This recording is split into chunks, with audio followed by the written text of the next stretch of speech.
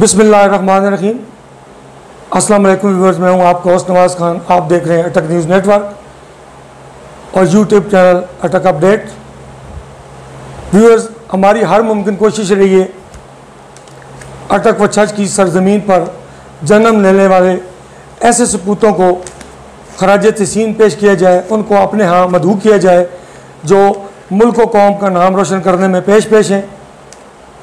आज हम इस्लामाबाद में मौजूद हैं, जहाँ पर हमारे इलाका छछ के एक ऐसे नौजवान जिन्होंने दौरान तालीम एक सपना देखा, एक अहद किया, वो भी आपको हम बताएंगे कि उन्होंने क्या अहद किया।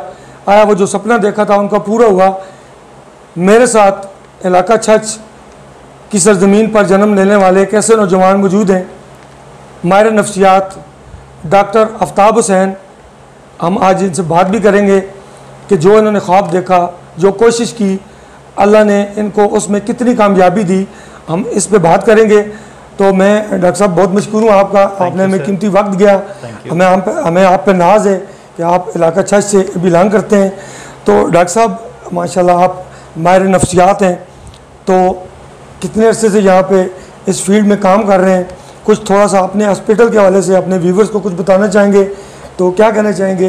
जो अल्लाह ने आपसे खिदमत का जो एक काम ले रहा है, अल्लाह ताला आपसे जो खिदमत कर रहे हैं, एक तो थोड़ा सा अपने हॉस्पिटल के हवाले से हम अपने हमारे व्यूवर्स को ब्रीफ कीजिएगा, फिर आगे बात होती रहेगी। जी थैंक यू सर। मेरा नाम जैसे कि आपने बताया डॉक्टर आफ्ताब हुसैन है और बुनियादी तौर पे सेफ़ केयर ट्रस्ट इंटरनेशनल मेरे इदारे का नाम है और ये इदारा 2014 में जो है वो इसका आगाज़ किया और इस फील्ड में वैसे मुझे काम करते हुए 18 ईयर हो चुके हैं माशाल्लाह। इदारे का आगाज़ की एक वजह ये है कि इससे पहले मैं डिफरेंट जगहों पे जॉब्स करता था।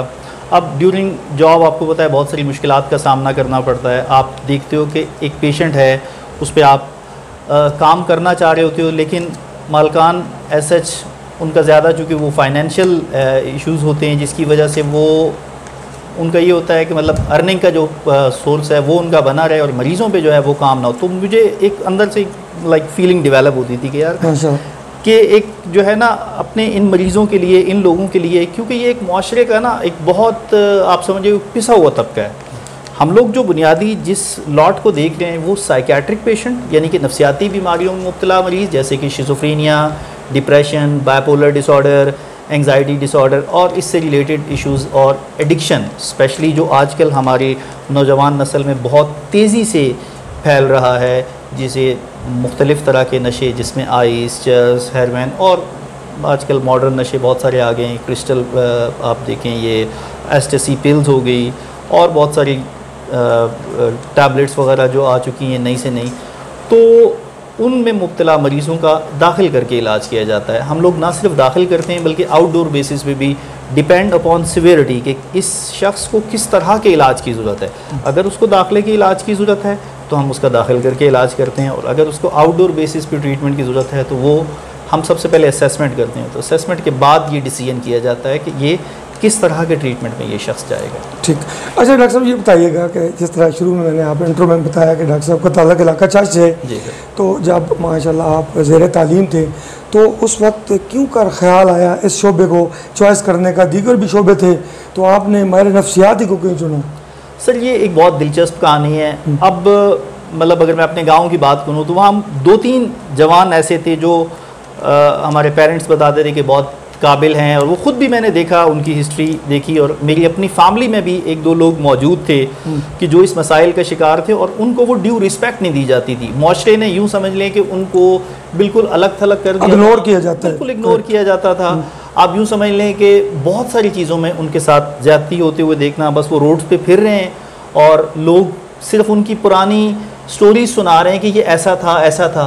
तो एक क्यूरोसिटी थी कि यार ये शख्स ऐसा क्यों है, मैं क्यों ना कुछ ऐसा करूं कि इन लोगों के लिए मतलब इनकी ज़िंदगी में एटलीस्ट आसानी पैदा कर सकूं। तो वहाँ से फिर मैंने एक साइकोलॉजी की फील्ड का सर आगाज़ किया और अल्हम्दुलिल्लाह इसमें बहुत शौक़ से इस सारे सिलसिले को जो है वो मैंने किया। इसमें 2 चीज़ें बड़ी इंपॉर्टेंट है, एक तो ऑनेस्टी और कॉम्पिटेंसी।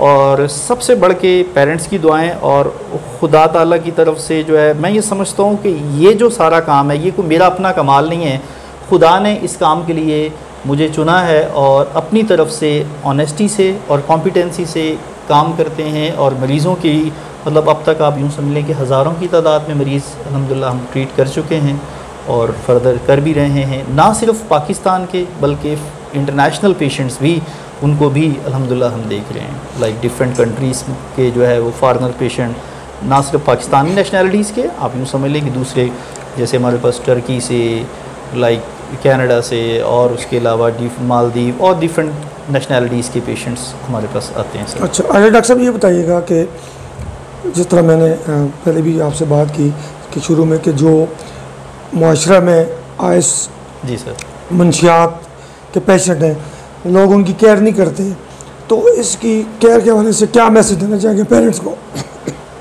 देखिए इसमें सर सबसे पहले तो वार्निंग साइंस है। पेरेंट्स को ये चाहिए कि जब बच्चे जिनके टीन एजेस में हैं तो उनकी एक्टिविटीज़ पे नज़र रखें, निगाह रखें, क्योंकि आइज़ पे कोई शख्स एक दिन में नहीं लगता सर, ठीक है। उसमें इंपॉर्टेंट चीज़ ये होती है कि सबसे पहले कोई भी शख्स सिगरेट से स्टार्ट करता है, जब वो सिगरेट पी रहा है तो उस वक्त से उसकी एक्टिविटीज़ पे नज़र रखी जाए। देखिए नशा छोड़ने का आसान फार्मूला यही है कि उसको सिरे से शुरू ही ना होने दिया जाए, क्योंकि आइस कोई एक रात की कहानी तो नहीं है ना। पहले वो एक छोटे नशों से स्टार्ट करता है और आहिस्ता आहिस्ता आहिस्ता करते करते एक बहुत बड़े लेवल पे पहुंच जाता है। तो पेरेंट्स के लिए पैगाम ये है कि वो बच्चों की एक्टिविटीज़ पे, उनके दोस्तों पे निगाह रखें, उनके आने जाने की टाइमिंग्स को मॉनिटर करें। मॉनिटर करने के साथ साथ घर में एक लोकल बाउंड्रीज़ भी सेट करें कि आपने बच्चे के आने जाने की, अगर फ़र्ज़ किया वो घर लेट आ रहा है, आपसे बहुत ज़्यादा पैसों की डिमांड कर रहा है और बहुत ज़्यादा आप समझ लें कि अपने दोस्तों के साथ ज़्यादा वक्त स्पेंड कर रहा है, तो आपको वहाँ खटका लगना चाहिए और उस वक्त आपको मॉनिटर करना चाहिए अपने बच्चों की एक्टिविटीज़ को, ताकि वो किसी आगे बड़े मसाइल के शिकार ना हो। जी व्यूअर्स, इस वक्त हमारे साथ माहिर नफ्सियात डॉक्टर आफ्ताब हुसैन हमारे साथ मौजूद हैं। तो डॉक्टर साहब से बात हो रही थी कि किस नौइयत के पेशेंट यहाँ पे आते हैं, तो डॉक्टर साहब ने मुख्तसरन जो बात कही, तो इसको मैं बात को आगे बढ़ाऊंगा। जी डॉक्टर साहब ये बताइएगा कि आपके पास आइस के पेशेंट जी, जो मेंटल अदर्स, किस नौइयत के पेशेंट जो यहाँ पे आते हैं और किस स्टेज पे आप जो है हॉस्पिटल में जो है एडमिट करते हैं पेशेंट को, ये थोड़ा सा हमारे व्यूवर्स को बताइएगा ताकि वो भी आपसे कांटेक्ट कर सके, जो भी पेशेंट है उसके रिलेटिव हों। तो क्या कुछ कहना चाहेंगे इस हवाले से? सर हमारी जो एडमिशन की पेशेंट की एज रेंज है, सबसे पहले तो मैं वो आपको बताता चलूँ कि हम हर किसी पेशेंट को एडमिट नहीं करते, ठीक है। एक सर्टन क्राइटेरिया है, वो मैं आपको मुख्तसर बता देता हूँ। 18 to 55 एज रेंज है और उसमें हम ये देखते हैं कि पेशेंट किसी ऐसी मुतअद्दी बीमारी में मुब्तला ना हो जिससे हमारे दूसरे patient for example hepatitis C हो गया, HIV हो गया, TB हो गया, या कोई ऐसी एलर्जी जिससे दूसरे पेशेंट को लगने का खदशा हो, ठीक है। एक तो ये हो गया। और बाकी जहाँ तक आपने बताया कि पेशेंट किस तरह से आते हैं, हमारे पास अमूमन पेशेंट लास्ट रिजॉर्ट के तौर पे आते हैं। पहले वो डिफरेंट जो स्पिरिचुअल हीलर्स हैं, डिफरेंट आप समझ लें कि जादू तावीज़ करने वाले लोगों के पास फैमिली चली जाती हैं। अगर किसी के घर में किसी को नफ्सियाती मसला है तो वो लोगों की एक्सेप्टेंस नहीं है, अवेयरनेस नहीं है। तो आई एम वेरी थैंकफुल कि आप आए और आपने इस बारे में जो है वो बातचीत की और लोगों के अवेयरनेस के हवाले से एक प्रोग्राम कर रहे हैं। तो लोग जो है बहुत अपना वक्त ज़ाया करते हैं। हमारे पास सर जब पेशेंट आता है तो उसमें वो अपना बहुत ज़्यादा वक्त ज़ाया कर चुके होते हैं और वो क्रॉनिक स्टेज पे पहुंचे होते हैं। क्रॉनिक इन द सेंस कि आप बीमारी बहुत पुरानी हो चुकी है। लेट से जो भी पेशेंट आता है 4-5 साल की हिस्ट्री लेके, अगर वो नफ्सियाती मसाइल के साथ आया तो 8-10 साल की हिस्ट्री होगी उसकी नफ्सियाती उलझनों की, और फैमिली जो है वो ट्रेडिशनल टूने टोटके कर रही है अभी तक। आजकल के इतने आप समझ लें कि जदीद दौर के बावजूद लोग अभी तक उन मसाइल से नहीं निकले, अवेयरनेस नहीं है। तो दूसरी अगर आप एडिक्शन की बात करें तो शुरू में तो फैमिली को इल्म ही नहीं होता। 1-2 साल आप समझ लें कि अगर पेशेंट कोई छोटा मोटा नशा कर रहा है, जैसे वो चर्स का नशा कर रहा है, तो उसी लैब में वो एक नया नशे से इंट्रोड्यूस होता है जैसे आइस वगैरह, तो 1-1.5 साल फैमिली को इल्म नहीं होता। जब चीज़ें हिट बॉटम पे पहुंच जाती हैं या मरीज़ बहुत ज़्यादा हालात ख़राब करने लग जाता है तो इर्द गिर्द से फैमिली के मेम्बर्स को दूसरे लोग बताने लगते हैं, तो तब फैमिली को ख्याल आता है कि जी अब इसका इलाज करवाया जाए। यानी कि वो मरीज़ इंतहाई मसाइल का शिकार हो चुका होता है। फॉर एग्ज़ाम्पल अगर वो शादीशुदा है तो उसकी नौबत तलाक तक पहुंच जाती है। वो कोई जॉब कर रहा है तो जॉब से उसको थ्रेट्स आना शुरू हो जाती हैं, यानी कि उसको इंतहाई किस्म के जब मसाइल का सामना करना पड़ता है तो तब फैमिली को आगाही होती है कि अब इसका कुछ ना कुछ किया जाए। आम हालात में अगर वो जॉब भी कर रहा है, नशा भी कर रहा है, तो बहुत रेयर केसेस में फैमिली जो है वो हमारे तक रब्ता करती है। वो कहती है जब तक काम चल रहा है तो चलाए रखो। ये एक माशरे की रियलिटी आपको बता रहा हूँ। ठीक जी सर। अच्छा डॉक्टर साहब, जो लोग नशे के आदी होते हैं जी,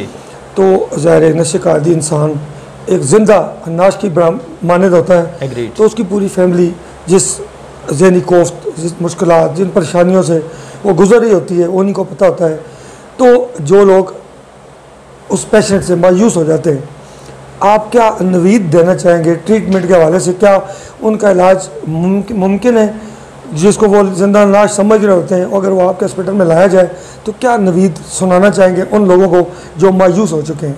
देखिए सर, जैसे मैंने आपको बताया कि इस बीमारी का इलाज बिल्कुल मुमकिन है, लेकिन उसके लिए आपको एक ऑर्गेनाइज्ड एफर्ट करने की ज़रूरत है। फॉर एग्ज़ाम्पल, अगर कोई शख्स इस बीमारी का, जैसे नशे की बीमारी का या नफसियाती उलझनों का शिकार है, तो उसके लिए एक पूरा एक प्रोटोकॉल है, एक साइंसी बुनियादों पे एक तरीका इलाज है।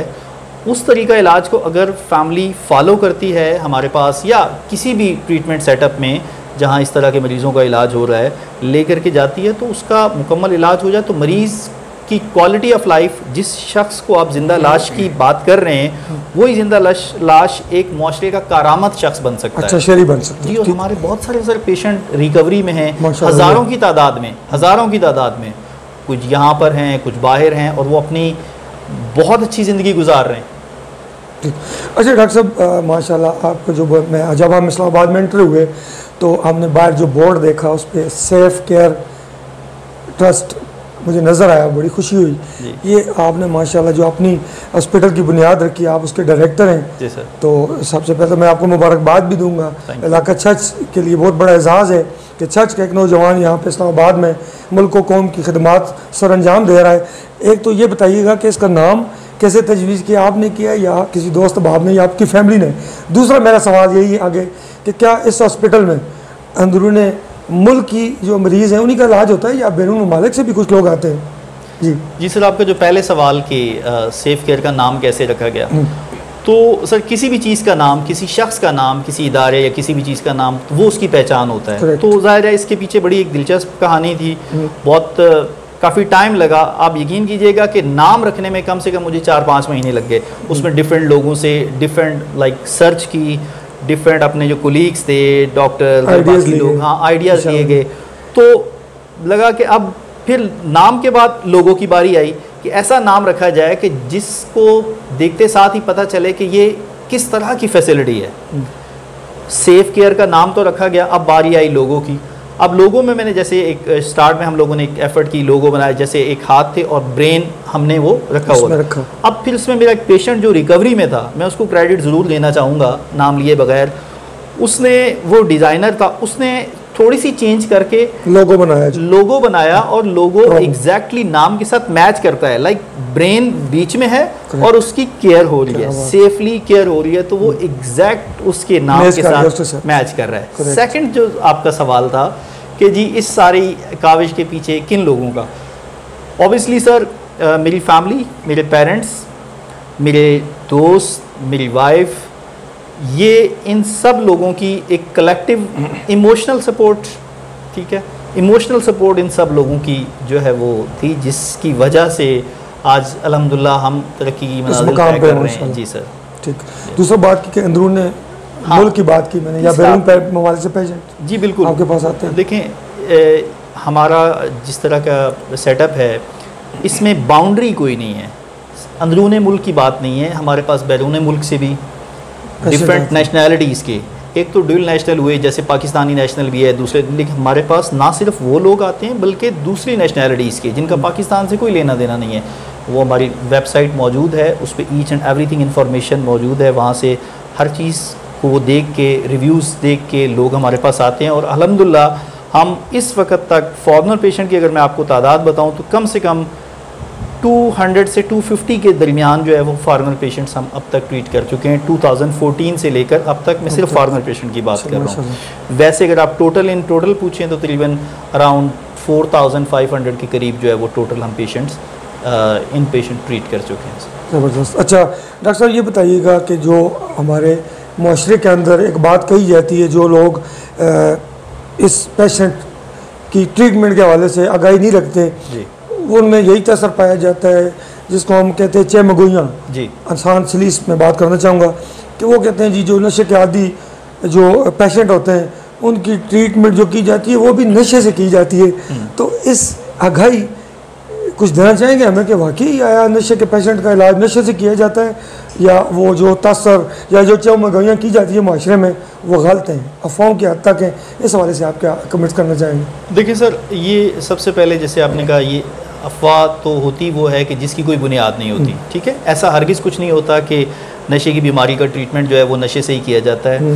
ये सिम्टोमेटिक ट्रीटमेंट होता है। जैसे आपको बताया कि पेशेंट आता है तो आते साथ उसकी हर तरह का नशा, इवन दो सिगरेट, नशा, पान, छालिया तक जो है वो बंद किया जाता है, और उसके मुतबादिल मेडिकेशन दी जाती है पेशेंट को, जो हमारे साइकाट्रिस्ट जो है वो मुंतखब करते हैं पेशेंट के लिए जो मेडिसिन। उससे ये है कि पेशेंट को जो विड्रॉल इफ़ेक्ट आ रहे हैं या उसकी, जिसको आम ज़बान में आप त्रोटक कहते हो, वो ना हो, उसके लिए मेडिसिन दी जाती है। कोई किसी भी तरह के मुतबादिल नशे का इस्तेमाल हरगिज़ नहीं किया जाता। इसका इलाज साइंसी बुनियादों पे और जो गवर्नमेंट की तरफ से तयशुदा उसूल हैं इस बीमारी के इलाज के लिए, उसके अकॉर्डिंगली पूरे एक प्रोटोकॉल के साथ किया जाता है। इसमें हरगिज़ नशे का इस्तेमाल नहीं किया जाता। अच्छा डॉक्टर साहब, आपका ताल्लुक ज़िला अटक की तहसील हज़रो इलाका छज से है। जी सर। तो आप माशाल्लाह कैपिटल में एक बहुत बड़ा काम कर रहे हैं, आपका अपना हॉस्पिटल है। जी सर। तो क्या इलाका छज के अंदर जो नशे के आदी लोग हैं, आयस के आदी नौजवान हैं,